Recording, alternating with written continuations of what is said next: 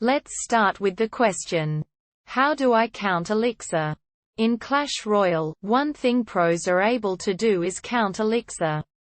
I was wondering how would I be able to do such things. So how can we solve this? There are 3 possible answers. Answer 1. In any competitive game there is something called game sense. What this means is that as you play the game you start to understand the intricacies of the game, and is able to do certain things that an inexperienced player wouldn't do.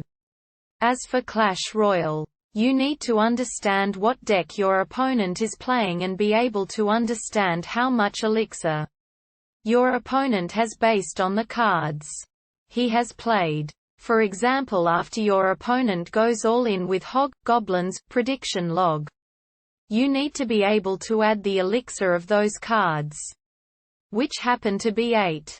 So, after you defend this push and has units left over, you can get a huge counter push and your opponent will only have 3 elixir to defend.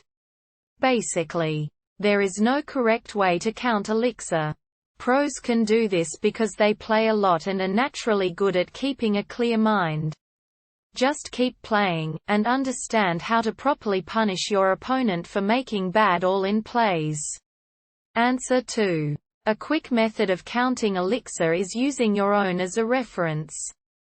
Example of a game: I put minions and miner 6 elixir at 9 elixir and he puts a minion horde when I have 5 elixir equals greater than he lost 1 elixir for the delay and I know he is still on par with me. He plays Hog Rider and Goblins 6 and I play Barbarians, he will be -1.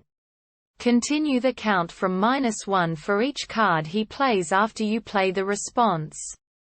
Only adding the difference you can divide a battle into multiple plays, where you and the opponent put down cards and keep the score after each play.